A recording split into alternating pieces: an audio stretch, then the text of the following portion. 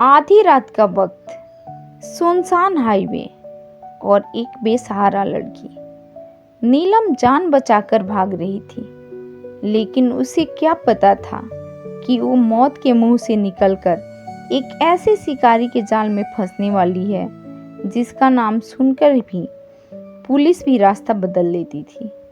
आखिर उस रात ढाबे के उस बंद कमरे में नीलम के साथ क्या हुआ?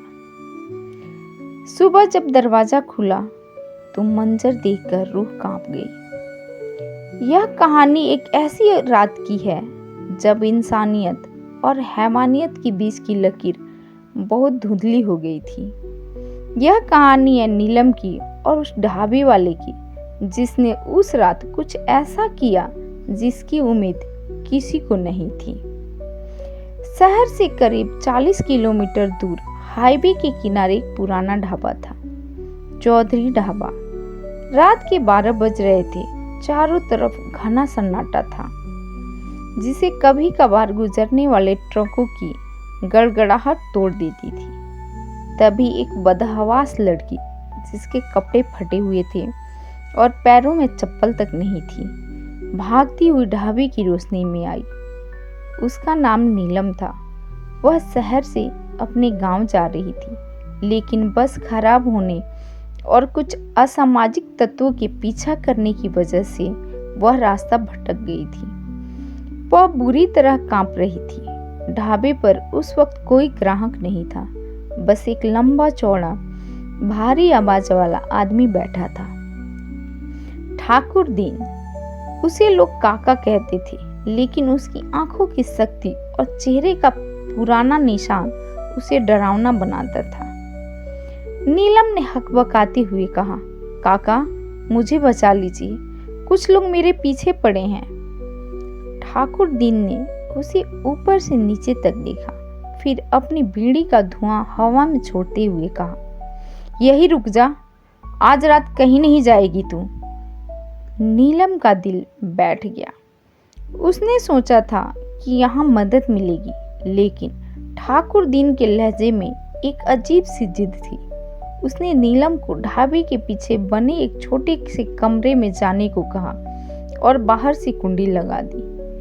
नीलम अंदर से चिल्लाई, दरवाजा खोलिए, दरवाजा खोलिए, मुझे जाने दीजिए। बाहर से सिर्फ एक रूखी आवाज आई, चुपचाप बैठ जा, सुबह होने से पहले दरवाजा नहीं खुलेगा। पूरी रात नीलम के लिए एक बुरे सपने जैसी थी। उसने कमरे की खिड़की से देखा कि ठाकुर दीन बाहर अपनी कुल्हाड़ी लेकर बैठा है और रुक रुक कर शराब पी रहा है। उसे लगा कि आज उसकी जिंदगी का आखिरी दिन है। उसे हर आहट पर डर लगता कि अब ठाकुर दीन अंदर आएगा। डर के मारे उसकी आंखों की नींद उड़ चुकी थी।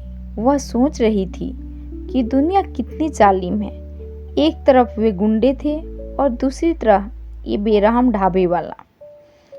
जैसे ही सुबह की पहली सुनहरी किरण ने ढाबे के कच्चे फर्श को छुआ, कमरे के दरवाजे की कुंडी धीरे से खुली। नीलम, जो पूरी रात डर के मारे एक कोने में सिमटी हुई थी, कांपते हुई खड़ी हुई। सामने ठाकुर दीन खड़ा था। उसकी आंखें रात भर जागने के कारण लाल थी, लेकिन उन लाल आंखों में अब वह डरावनी शक्ति नहीं, बल्कि एक अजीब सी शांति थी। ठाकुर दीन ने अपनी भारी आवाज में बस इतना कहा, बेटी अब डर मत, खतरा टल गया है। नीलम लड़खड़ाती कदमों से बाहर आई। बाहर का नजारा देखकर उसकी रूह कांप गई। ढाबे के सामने नीम के पेड़ से वही 3 लोग बंधे हुए थे जो रात भर नीलम का साया बनकर उसका पीछा कर रहे थे। पास ही पुलिस की गाड़ी खड़ी थी। इंस्पेक्टर ने ठाकुर दीन की ओर देखते हुए कहा, ठाकुर, अगर आज तुम नहीं होते तो ये दरिंदे इस मासूम को खा जाते। तुमने अपनी जान जोखिम में डालकर इन्हें पकड़ा है।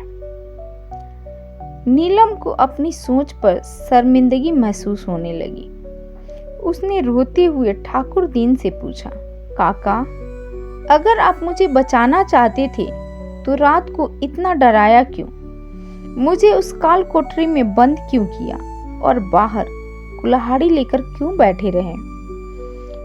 ठाकुर दिन की आंखों के कोने थोड़े नम हुए।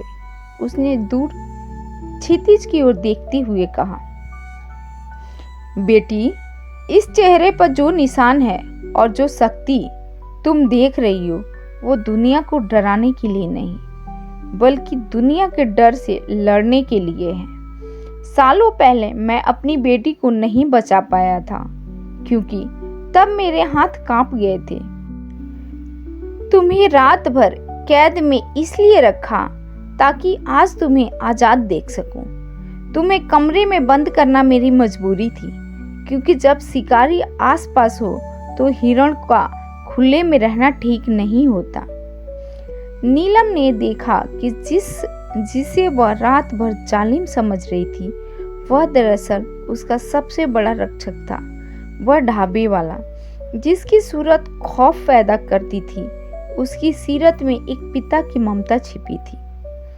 इस पूरी घटना ने नीलम और वहां खड़े हर शख्स को जीवन का सबसे बड़ा पाठ पढ़ाया। इंसान के चरित्र की असली पहचान उसके चेहरे की चमक या शब्दों की मिठास से नहीं, बल्कि संकट के समय उठाए गए उसके कदमों से होती है।